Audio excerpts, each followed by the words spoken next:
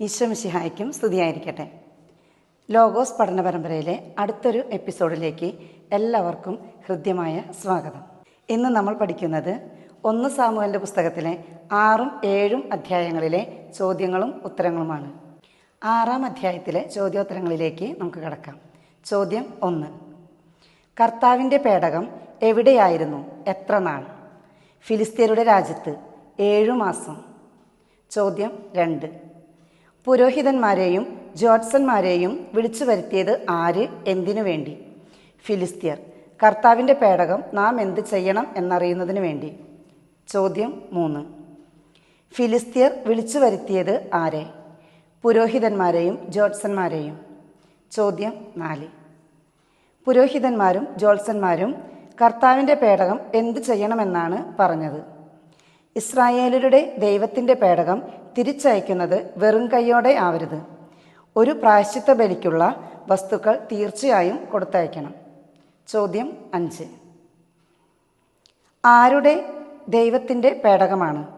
ഇസ്രായേലരുടെ ദൈവത്തിൻ്റെ പേടകമാണ്. ചോദ്യം 6.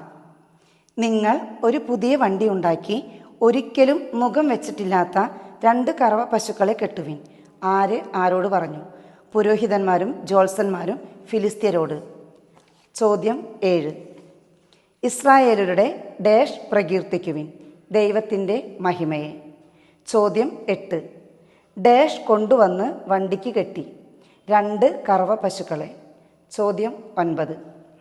കർത്താവിൻ്റെ പേടകത്തോടൊപ്പം അവർ എന്താണ് വെച്ചത്? സ്വർണ്ണ നിർമ്മിതമായ 5 കുരുക്കളും എലികളുമുള്ള പെട്ടി. ചോദ്യം 10. പശുക്കൾ എവിടേക്കാണ് പോയത്? ബത്ഷെമെഷിലേക്ക്. ചോദ്യം 11. കർത്താവിൻ്റെ പേടകത്തോടൊപ്പം സ്വർണ്ണ നിർമ്മിതമായ കുരുക്കളെയും എലികളുടെയും കണക്ക് എത്രയാണ്? 5. ചോദ്യം 12. പശുക്കൾ ബത്ഷെമെഷിലേക്കുള്ള പെരുവഴിയിലൂടെ എപ്രകാരമാണ് പോയത്? അമറിക്കൊണ്ട് ഇടം വലം നോക്കാതെ നേരെ പോയി. ചോദ്യം 13. അവയെ അനുധാവനം ചെയ്തത് ആര്? ഫിലിസ്ത്യ പ്രഭുക്കന്മാർ. ചോദ്യം 14. ഫിലിസ്ത്യ പ്രഭുക്കന്മാർ എവിടം വരെ അവയെ അനുധാവനം ചെയ്തു? ബത്ഷെമെഷ് അതിർത്തി വരെ. ചോദ്യം 15. സ്വർണ്ണ നിർമ്മിതമായ 5 കുരുക്കളെയും 5 എലികളെയും സൂചിപ്പിക്കുന്നത് എന്താണ്? ഫിലിസ്ത്യ പ്രഭുക്കന്മാരുടെ സംഖ്യയെ. ചോദ്യം 16. ബത്ഷെമെഷിലെ ജനങ്ങൾ എന്തു ചെയ്യുകയായിരുന്നു? വയലിൽ ഗോതമ്പ് കൊയ്തുകൊണ്ടിരിക്കുകയായിരുന്നു. ചോദ്യം 17. ബത്ഷെമെഷിലെ ജനങ്ങൾ തല ഉയർത്തി നോക്കിയപ്പോൾ കണ്ടത് എന്താണ്? കർത്താവിൻ്റെ പേടകം. ചോദ്യം 18. കർത്താവിൻ്റെ പേടകം കണ്ടപ്പോൾ അവർ എന്തു ചെയ്തു? അത്യധികം ആനന്ദിച്ചു. ചോദ്യം 19. വണ്ടി ചെന്നു നിന്നത് എവിടെ? ജോഷുവയുടെ വയലിൽ. ചോദ്യം 20. ജോഷുവ എവിടുത്തുകാരനാണ്? ബത്ഷെമെഷുകാരൻ. ചോദ്യം 21. വണ്ടിക്ക് ഉപയോഗിച്ചിരുന്ന മരം വെട്ടിക്കീറി പശുക്കളെ ദഹനബലിയായി കർത്താവിന് സമർപ്പിച്ചത് ആര്? ബത്ഷെമെഷിലെ ജനങ്ങൾ. ചോദ്യം 22. കർത്താവിൻ്റെ പേടകവും അതോടൊപ്പം സ്വർണ്ണയുരുപ്പിടികൾ വെച്ചിരുന്ന പെട്ടിയും താഴെ ഇറക്കി വെച്ചത് ആര്? എവിടെ? ലേവ്യർ, വലിയ കല്ലിന്മേൽ. ചോദ്യം 23. ഫിലിസ്ത്യ പ്രഭുക്കന്മാർ 5 പേരും അന്ന് തന്നെ എവിടേക്കാണ് മടങ്ങിയത്? എക്രോണിലേക്ക്. ചോദ്യം 24. ഫിലിസ്ത്യർ സമർപ്പിച്ച സ്വർണ്ണക്കുരുക്കൾ എന്താണ് സൂചിപ്പിക്കുന്നത്? അഷ്ദോദ്, ഗാസ, അഷ്കലോൻ, ഗത്ത്, എക്രോൺ എന്നീ സ്ഥലങ്ങളെ. ചോദ്യം 25. കർത്താവിൻ്റെ പേടകം ഇറക്കി വെച്ച ആ വലിയ കല്ല് ഇന്നും എവിടെയാണ് ഉള്ളത്? ബത്ഷെമെഷുകാരനായ ജോഷുവയുടെ വയലിൽ. ചോദ്യം 26. കർത്താവിൻ്റെ പേടകത്തിലേക്ക് എത്തി നോക്കിയത് ആര്? 70 ബത്ഷെമെഷുകാർ. ചോദ്യം 27. ബത്ഷെമെഷുകാർ ദൂതന്മാരെ എങ്ങോട്ടാണ് അയച്ചത്? കിരിയാത്ത് യയാറിമിലെ ജനങ്ങളുടെ അടുത്തേക്ക്. ഇനി നമുക്ക് 7ആം അധ്യായത്തിലെ ചോദ്യോത്തരങ്ങളിലേക്ക് കടക്കാം. ചോദ്യം 1. കർത്താവിൻ്റെ പേടകം ആരുടെ ഭവനത്തിലാണ് എത്തിച്ചത്? ഗിരിമുകളിൽ താമസിച്ചിരുന്ന അബിനാദാബിൻ്റെ ഭവനത്തിൽ. ചോദ്യം 2. കർത്താവിൻ്റെ പേടകം ആരാണ് അബിനാദാബിൻ്റെ ഭവനത്തിൽ എത്തിച്ചത്?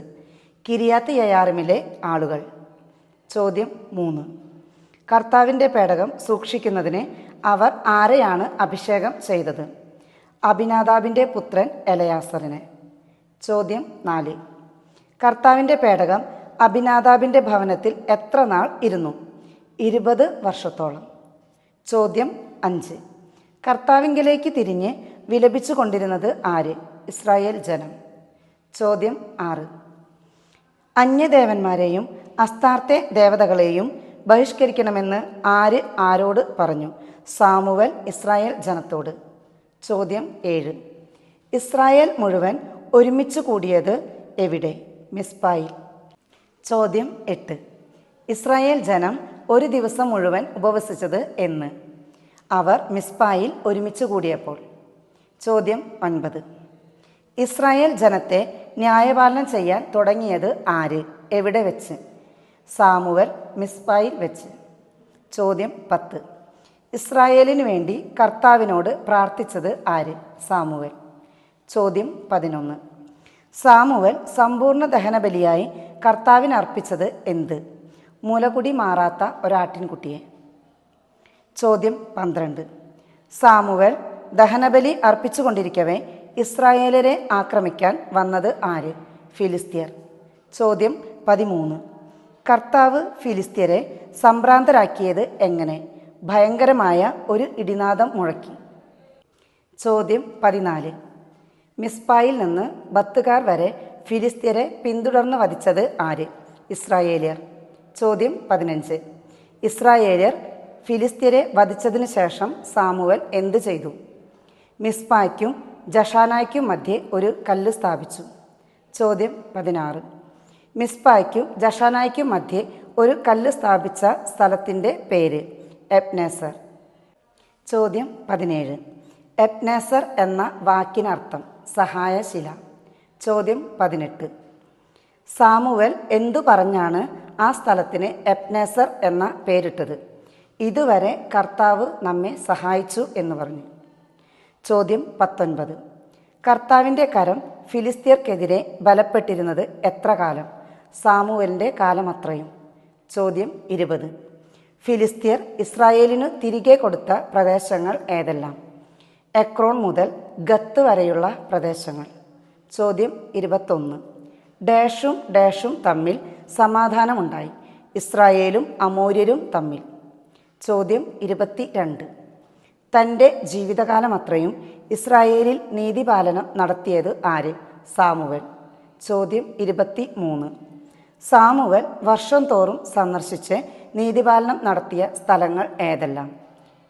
ബഥേൽ, ഗിൽഗാൽ, മിസ്പ. ചോദ്യം 24. സാമുവലിൻ്റെ ഭവനം സ്ഥിതി ചെയ്തിരുന്നത് എവിടെ? റാമായിൽ. ചോദ്യം 25. റാമായിൽ സാമുവൽ എന്ത് ചെയ്തു?